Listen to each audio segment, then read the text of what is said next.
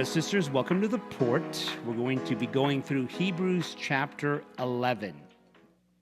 Just a quick reminder that remember that the writer of Hebrews is speaking to believers, Jewish believers, who are struggling with God's new way of walking with him. And Hebrews 11 is really where the writer outlines all the heroes of faith.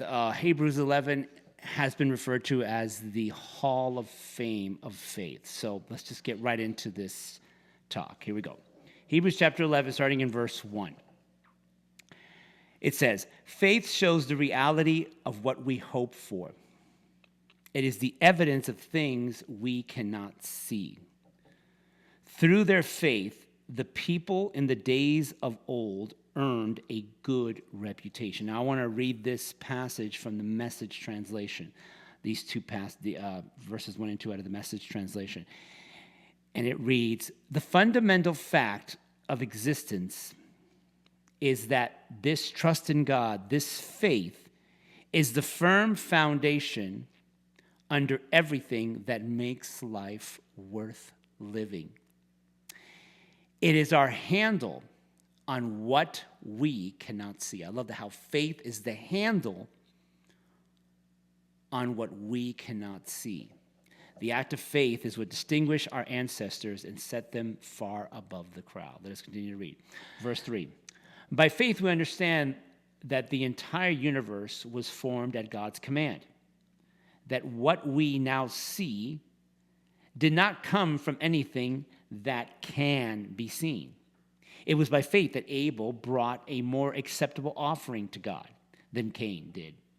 Abel's offering gave evidence that he was a righteous man, and God showed his approval of his gift. Although Abel is long dead, he still speaks to us by his example of faith. It was by faith that Enoch was taken up into heaven without dying. He disappeared because God took him. For before he was taken up, he was known as a person who pleased God." Verse 6. It is impossible to please God without faith. That's what the emphasis was on the previous verses. It's impossible to please God without faith. Anyone who wants to come to him must believe that God exists and that he rewards those who sincerely seek him. The journey with God is a journey of faith from beginning to end. Now, there are three things I just want to emphasize on this last passage. So notice how it kind of like trickles down, or it's a process, right? It's impossible to please God without faith. Okay, got that. Okay. So when I come to God, I got to believe that he exists. That's my first act of faith. I got to believe that God exists, okay? And know that he is the rewarder of those who sincerely seek him. And I love that because I'll tell you right now, you could go and ask God right now to show himself, to show himself to you, to prove himself to you. God doesn't have a problem with that. God has done that many a time. So I would encourage you, ask the Lord, not like in a testing way, but and the key is that if you're sincerely seeking him, if you really want to know, I don't believe that God will hesitate to show himself, to prove himself. Many people have said, "Lord, if you really exist, prove yourself to me." And God has ways of proving himself. God doesn't have a problem with that. God doesn't have a problem with people who are seeking him, who want to know him, to sincerely ask him, "Lord, prove yourself." Anyways, I'm going on, and there's so much we have to cover. So those are the things that stood out to me. Let's continue to read. Verse 7. "It was by faith that Noah built a large boat to save his family from the flood. He obeyed God, who warned him about things that had never happened before. By his faith, Noah condemned the rest of the world, and he received the righteousness that comes by faith. It was by faith that Abraham obeyed God. It was by faith that Abraham obeyed when God called him to leave home and go to another land that God would give him as an inheritance. He went without knowing where he was going. And even when he reached the land God had promised him, he lived there by faith. I love that. He lived there by faith. He said, I'm going to just trust God. This is it. Okay, I'm here. For he was like a foreigner living in tents. And so did Isaac and Jacob, who inherited the same promise. Abraham, excuse me. Abraham was confidently looking forward to a city with an eternal foundation, a city designed and built by God. It was by faith that even Sarah was able to have a child, though she was barren and too old. She believed that God would keep his promise. And so a whole nation came from this man who was as good as dead. Pretty much when he's talking about that, not only was Sarah unable to have children, but Abraham also wasn't able to have kids by the time the promised child would come. That's what he means by the one man who was as good as dead. A nation, okay, so maybe that again, verse 12. And so a whole nation came from this one man who was good as dead. A nation with so many people that, like the stars in the skies and the sands in the seashore, there was no way to count them. Verse 13. All these people died still believing what God had promised them. They did not receive what was promised, but they saw it. They saw it all from a distance and welcomed it. It's very important to understand that. They saw it from a distance and they welcomed it. Why? Because faith enables you to see. That is something you have. When you start to walk in faith and start to grow in faith, faith helps you to see. And that's what the longer they walked with God, they understood and they saw and they believed because God showed them. They would see. They knew the faithfulness of God. Let's continue. They saw from a distance, it says, and it welcomed it. We're still in verse 13. They agreed that they were foreigners and nomads here on earth. Obviously, people who say such things are looking forward to a country they could call their own. If they had longed for a country, if they had longed for the country they came from, they could have gone back, but they were looking for a better place, a heavenly homeland. That is why God is not ashamed to be called their God, for he has prepared a city for them. When you think about our walk, the first, there's so many things, but the first places where we experience faith is trusting in the life of Christ and walking in the peace of what he's accomplished. That's the first simple act of faith. Believing that he has made me righteous. Believing that he has made me righteous. And then the other acts of faith is trusting in his life in you. Remember that he is the source. He has given you, he lives in you, his life lives in you. And then if you need something, you need to be able to love someone you can't stand. You need to have patience. You don't muster up patience. You say, Lord, be my patience. And that's another act of faith. I surrender to the life of God, and then he becomes my patient. I can't love so-and-so. Man, I have a problem with so-and-so. Lord, I can't love him, but you can. Lord, I trust you. I walk by faith. See, that's when you start to live that way and grow. As you start to live that way and you grow in that, you start to understand how God thinks. You start to understand God's ways of doing things. You start to see things clearly.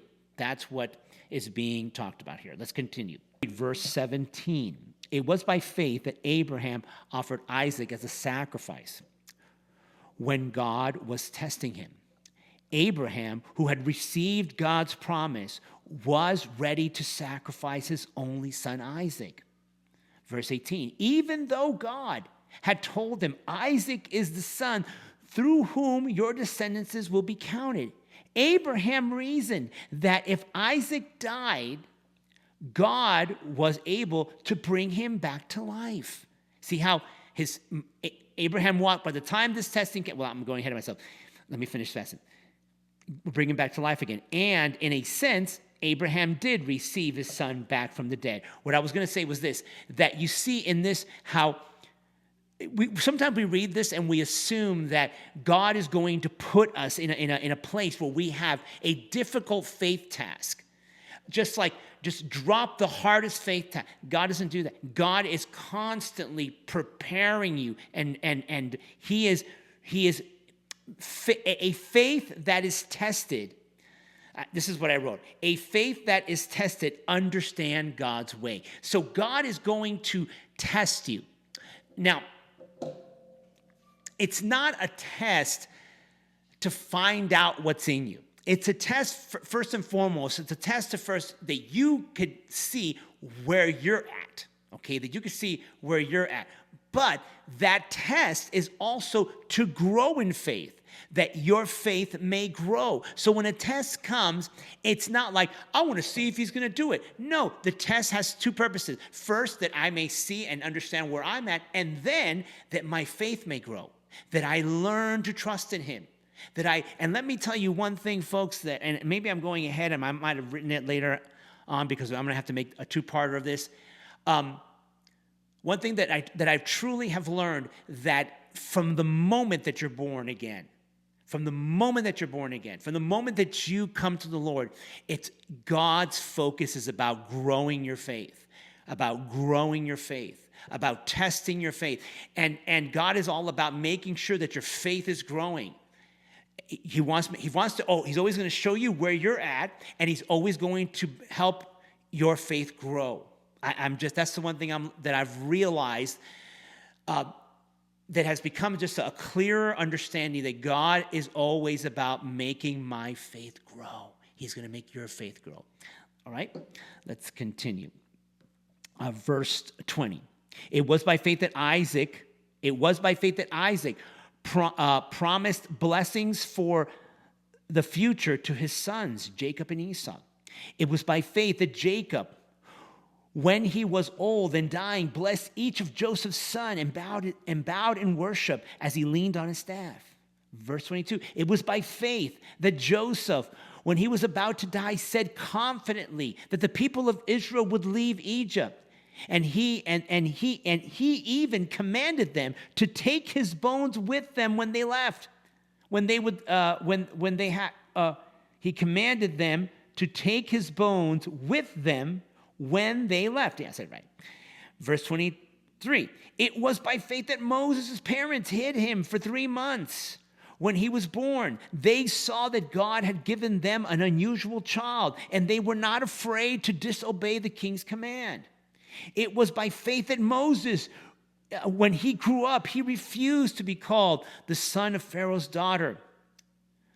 Refused to be called the son of Pharaoh's daughter. He chose to share the oppression of God's people instead of enjoying the fleeting pleasures of sin. Verse 26, he thought it was better to suffer for the sake of Christ than to own the treasures of Egypt, for he was looking ahead to his great reward. Now, there's a beautiful litany of just things that these men did by faith. We talked Isaac, Jacob.